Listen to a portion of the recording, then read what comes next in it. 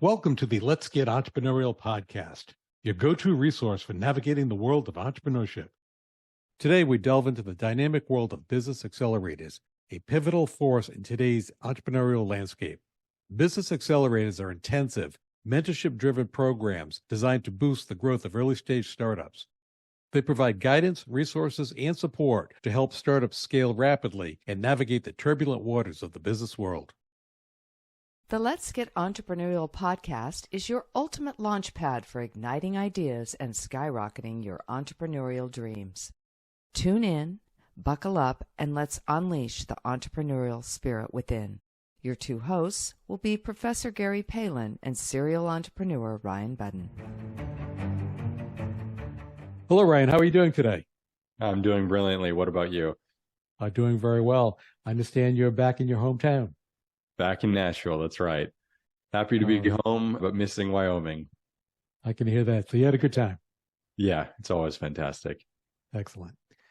Today, Ryan, I wanted to talk about business accelerators because that's something that's not always understood in the entrepreneurial community, but it's evolving very quickly and becoming more and more commonplace to pop high-growth, scalable entrepreneurial ventures.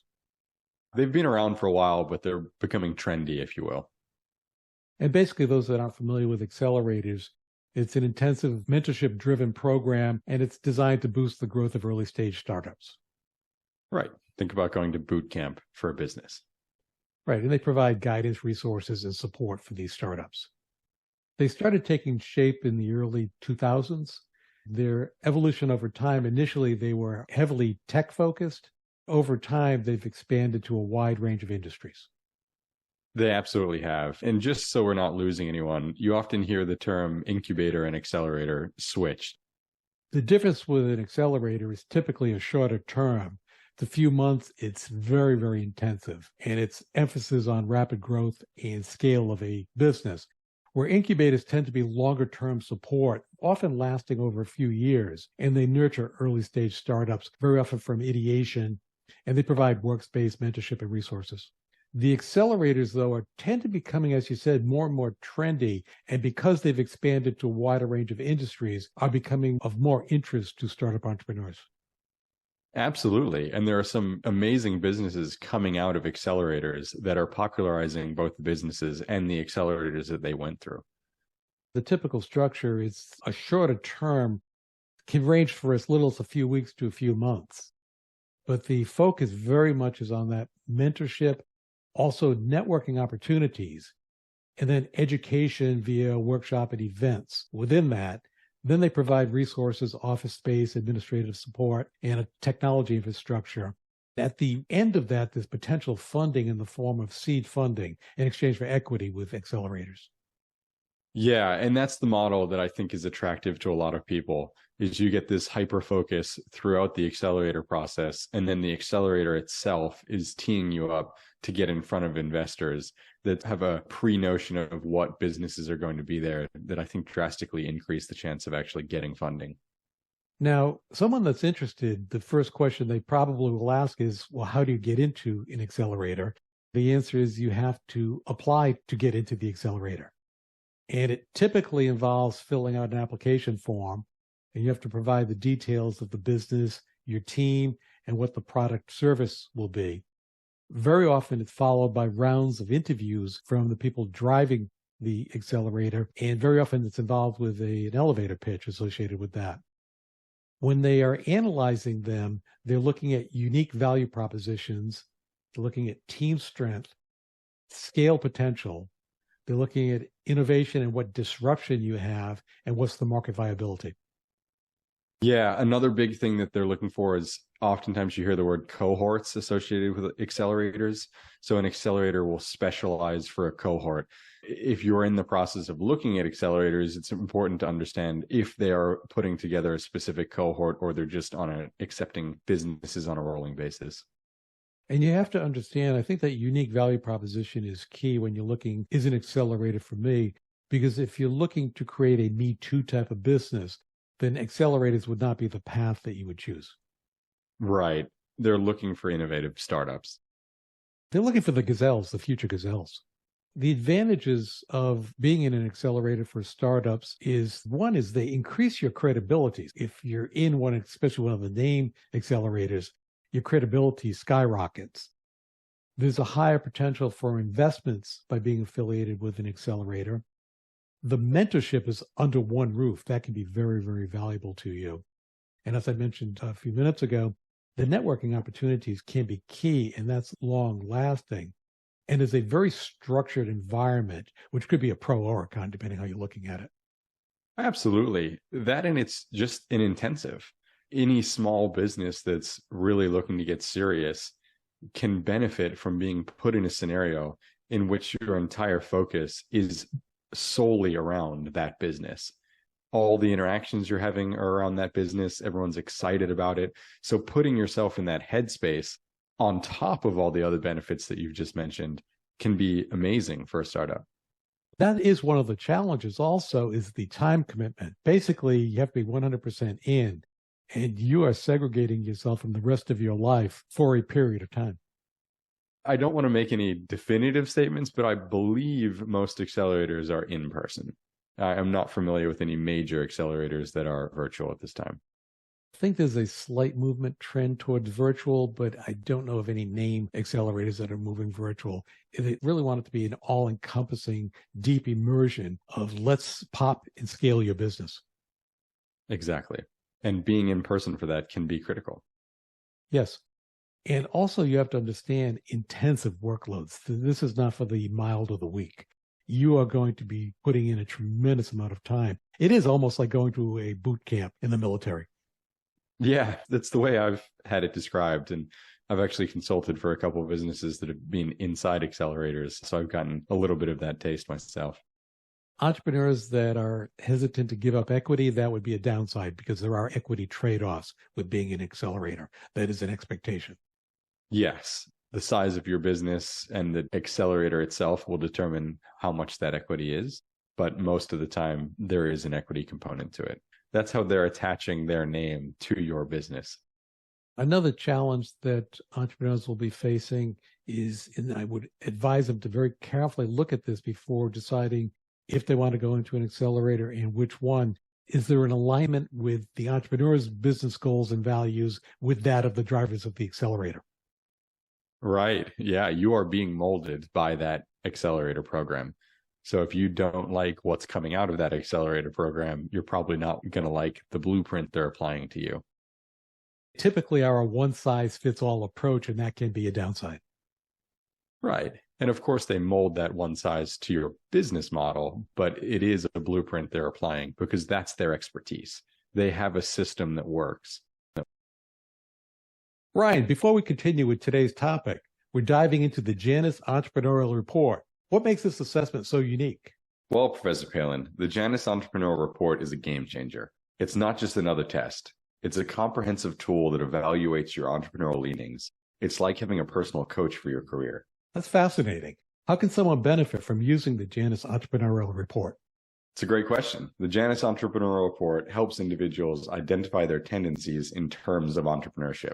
It's not about getting a high score. It's about gaining valuable insights to enhance your entrepreneurial skills. So it's not just for seasoned entrepreneurs? Exactly. Whether you're starting your own business or aiming for a leadership role in your career, the Janus Entrepreneurial Report offers actionable insights for your personal and professional growth. Impressive. How can our listeners get started with the Janus Entrepreneurial Report? It's easy, Professor Palin. Just visit profspirit.com and take the assessment. It's a small investment and a potentially massive return. Well, there you have it. The Janus Entrepreneurial Report is a valuable tool for anyone looking to boost their entrepreneurial skills. It's a game changer, and I encourage everyone to go check it out. There's a link to access the Janus Entrepreneurial Report in this episode's description as well. With someone that wants to probe the concept of getting involved with an accelerator, there are a few steps that I would suggest that they take before they dive deeply into this. One is to do some research, understand what the program's focus is. Very often they are focused on industry specific.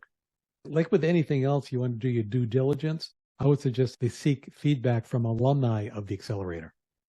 Yeah, and that should be available information to them. Most accelerators that have had successful businesses come out of them openly publish that information. So reaching out to any of them to talk about that experience should be a relatively easy thing. If they did not provide that information, I would run from them. Yeah, that would definitely be a red flag if they're not willing to let you talk to anyone that's been through the program. And so in addition to seeking feedback from the alumni, I would also evaluate the mentors in the network involved with that particular accelerator also. That's right. And most accredited accelerators will publish those mentors as well. So you can get a taste of who you'll be interacting with during that time and look at their credentials, especially if you're going into a specific industry related or a cohort related accelerator. Seeing who the mentors in that business line is critical to the success. I then would also do a very serious assessment of, is your venture ready? And what are your goals? Do you truly want to get into a scalable, high growth venture? Yeah, because the answer is not always yes. A lot of people are not prepared for that. Yes, and whatever you do, do not lie to yourself. Yeah. You've highlighted a big discussion topic when people are looking to get into accelerators, and that's the stage of the business, because oftentimes they're looking for a very specific stage. It's not quite an idea. It's not quite revenue generating, and different accelerators specialize in different aspects of that.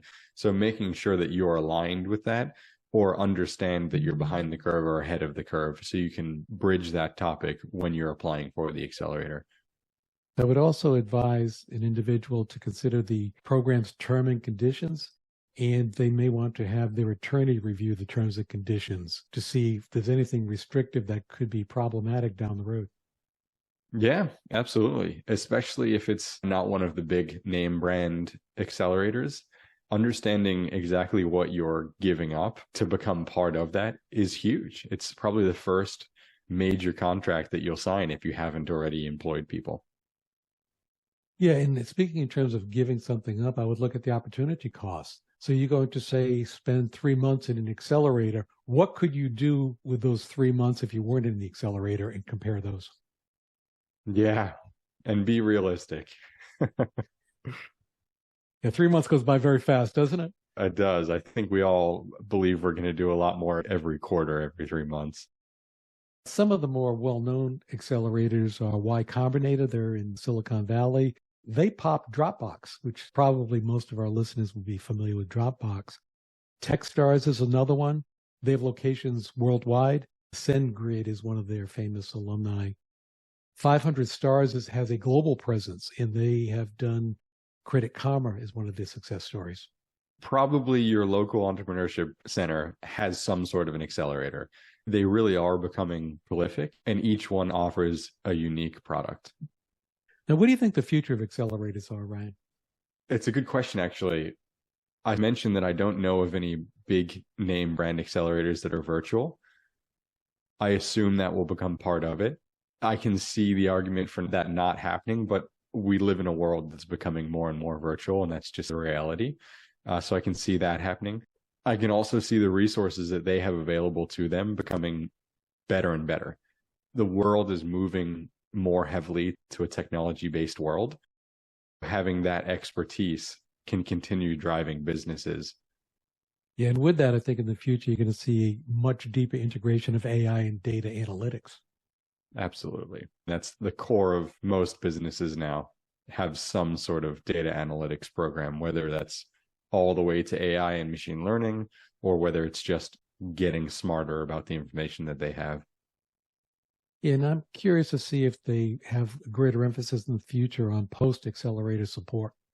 That's a good one, especially with the education system as we know it changing at the moment. So do you have any final advice for any entrepreneur that's considering moving into the accelerator space? I do, because I've seen it go poorly. So my advice is, if going into an accelerator is something you really want, make sure you are open to feedback. Because if you're not open to feedback, all of these advisors and mentors you're going to get in contact with are useless. And a lot of people think they are open to that feedback until it comes to their baby, their business, the thing they care most about. And then they're really not willing to listen to other people. And you're not going to get much out of this program if that's the mentality you're going in with.